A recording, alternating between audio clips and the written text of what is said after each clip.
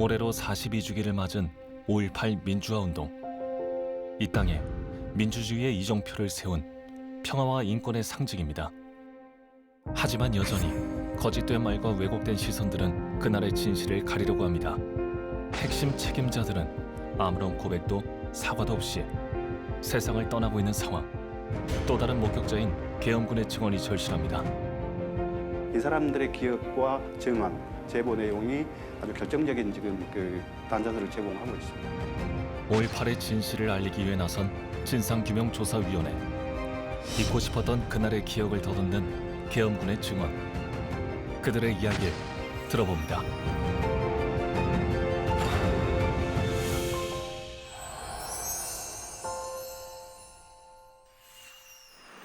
서울 중구에 위치한 5.18 진상규명조사위원회. 진상규명을 위한 특별법으로 실시된 최초의 조사위원회로서 2020년 5월 12일 본격적인 활동을 시작했습니다. 최초 발포 및 집단 발포 책임자, 계엄군의 민간인 집단 학살과 헬기 사격 경위 등 21개의 직권 사건을 조사하고 있는데요. 그중 조사 이과는 집단 학살, 암매장 등을 조사합니다.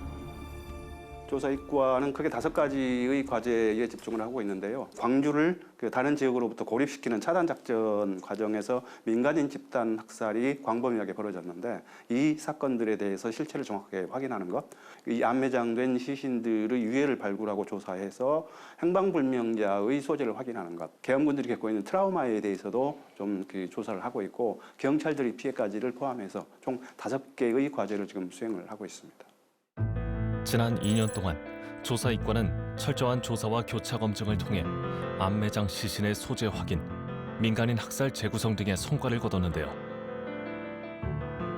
암매장을 다시 발굴해서 시신을 재처리하는 이 과정들, 특히 이제 주남마을의 경우 미니버스가 이제 계엄군들에 의해서 집중 사격을 받고 거기 현장에서 17분이 이제 사망을 하는데 이 사건에 대한 경위를 이제 처음부터 끝까지 모든 상황들을 다시 한번 이렇게 재구성을 하는 이런 성과들을 지금 내고 있습니다. 1988년 광주 특위 청문회를 시작으로 9번의 진상조사가 실시됐지만 전두환 등 핵심 책임자들은 거짓 증언으로 일관했습니다. 일부 출처를 알 수 없는 악의에 찬 유언비어에 자극받은 일부 시민들의 과거적 시위가 그 직접적인 원인이 된 것이 아닌가 하는 판단. 어디에서 발포를 했는지 말씀해 보십시오. 그와 같은 세부사항은 제가 파악할 수 없는 정당방위라고 그랬지 않습니까? 정당방위에 입각해서 타격이 된 것입니다. 5.18 왜곡과 조작에 관여했던 신군부 수뇌부들은 정치적 이해관계가 맞물려 있기 때문에 끝끝내 침묵했습니다. 진실을 말하지 않고 세상을 떠나고 있는 신군부 수뇌부들. 수뇌부 조사를 통한 진상규명이 어려워지자 5.18 진상규명조사위원회는 당시 계엄군 장교와 사병을 조사하기 시작했습니다. 5.18 진상규명에 있어서 가장 핵심적인 과제는 발포에서부터 시작해서 암매장된 희생자들의 유해를 확인하는 작업일 텐데 요 2개의 과정에서 결국은 현장에서 그 행위에 직접 참여한 이분들의 증언과 제보가 결국은 진상규명의 가장 중요한 키포인트라고 보고 이분들에 대한 증언과 제보를 끌어내기 위해서 다각적인 노력을 하고 있습니다. 지금까지 민간인 집단 학살과 시신 암매장 등에 참여하거나 목격한 계엄군 400여 명의 증언을 확보했습니다. 내가 중앙차를 사격기 내가 이렇게 있었어. 뭐 깊게 파야 되니까 그렇잖아요. 한구도 해가지고 세수도 해서 세수를 나누다 보니까 내구 그다음에 하나는 세구 이렇게 돼가지고 세 군데로 나눠서. 전국에 다 깔려 있잖아요. 그 사람들이 통신 교회를 통해서 축선별로 우리가 판단을 해서 일단 만나러 갑니다. 여기까지 어떻게 알고 찾아왔느냐 욕을 하고 그런 사람들이 일부 있어요. 그 유가족들이 지금도 집에 가면 제사밥 차려놓고 있다. 그 유골이라도 찾아줘야 되지 않느냐. 그래서 우리는 그걸 좀 확인하기 위해서 왔다라고 일단 만나서 입을 열게끔 하죠. 계엄군의 증언은 사건을 재구성하는 데에 많은 역할을 했는데요.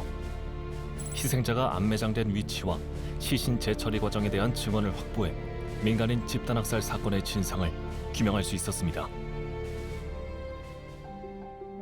제작진은 주남마을 버스 총격 사건과 송암동 5인 사격으로 인한 민간인 사살을 증언한 10일 공수여단 출신 우호수 씨를 만나봤습니다. 이름은 우호수고요. 59년생입니다. 제 군대는 79년도 10월 8일 갔어요.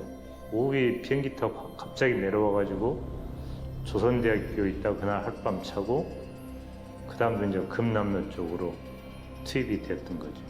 저는 통신병이었어요. 통신병 가지고 대대장 통신병이 없어가지고 그 지원을 나갔어요. 그때 당시 이제 금남로 도청으로 갔었거든요. 전시 상황 상태에서 뭐 똑같이 뭐 실타이나 뭐 이거 전부 다 똑같이 취급해주고 그런 상황에서 이제 주남마을 사건이 터졌어요. 더 이상 하순 쪽으로 못 나가게끔. 1980년 5월 21일 광주 외곽에 있는 주남마을에서 임시로 초소를 만들어서 대기하던 7.11 공수여단 계엄군들이 지나가던 미니버스에 발포하는 사건이 일어났습니다. 승객 15명이 사망하고 3명이 부상당했습니다. 미니버스 한 대가 그 저지를 무시하고 치러 왔어요. 그 전에 있던 대대병력이 전체적으로 그 미니버스에 총을 쏜 거죠. 정상적인 상태가 아닐 정도로 찌그러졌어요. 얼마나 많이 쐈는데. 차 안에 사람이 있었겠죠? 있었는데 그냥 모르니까 계속 그 차에다 총을 쏴대는 거예요. 주남마을에서 이제 그게 끝났어요. 어떤 철수를 해야 되니까 강주에 나주 쪽으로 넘어가는 애각도를 타고 넘어왔어요. 24일엔 전교사 보병학교 교도대 병력이 10일 공수여단 61대들을 시민군으로 오인하고 사격을 가했습니다. 우호수 씨는 진상조사위에서 자신이 본 사실들을 증언했는데요. 그의 증언을 통해 송암동에서 발생한 민간인 학살 정황이 파악되었습니다. 보병 못해서도 아마 시민구인지 알았는가 봐요. 그래가지고 오인 사격을 했던 것 같아요.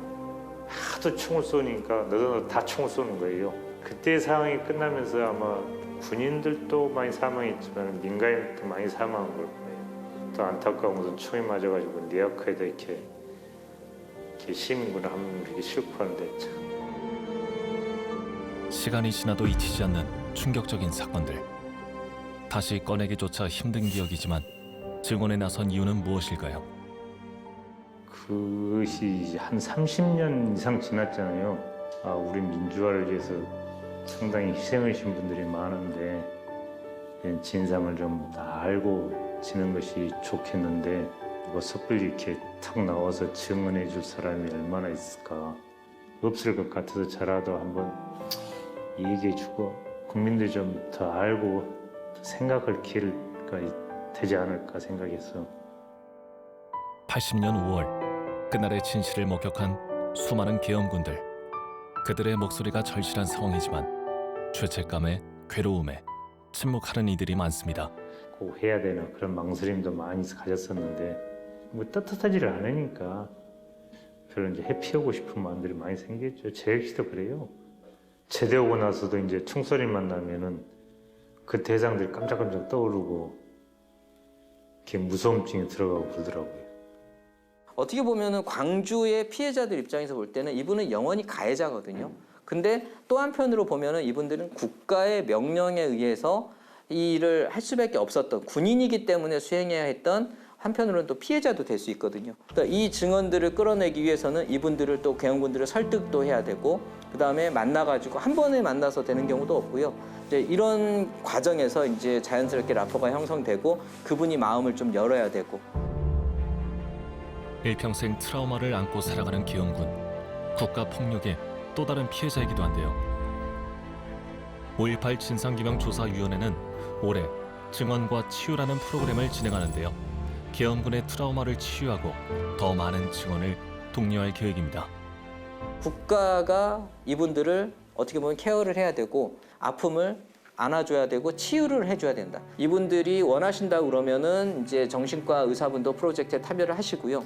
이때까지 한 번도 국가로부터 관심도 받지 못했을 뿐더러 외면도 받았었는데 일단은 저희는 얘기를 들어주고 관심이죠. 죄가 죄인이구나.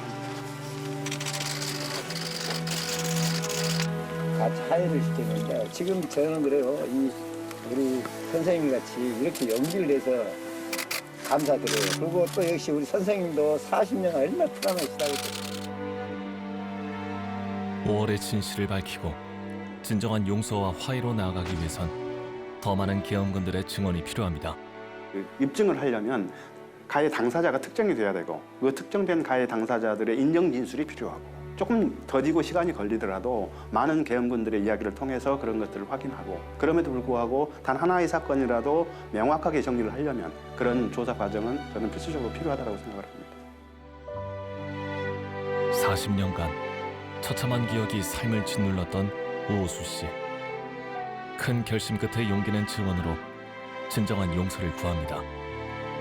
동료 계엄군들에게 그가 꼭 전하고 싶은 말이 있다고 합니다. 사실 다 알아도 되잖아요. 이제 그렇고 우리 민주화도 되어 있고 또 그분들이 그때 당시 뭐 희생으로 민주화를 만들어놨는데 많이 알면 더 좋을 거라는 생각이에요. 그 사람들이 뭐 자기가 자의적으로 하는 행동은 아니었었으니까 그럼 참 좋을 거라고 제 생각은 그래요. 민주화를 목놓아 외쳤던 80년 5월. 그날의 정신을 지키는 길은 그들에게 진심으로 용서를 구하는 길은 견딜 수 없는 죄책감, 미안함보다 거짓 없는 진실을 바로 알리는 겁니다.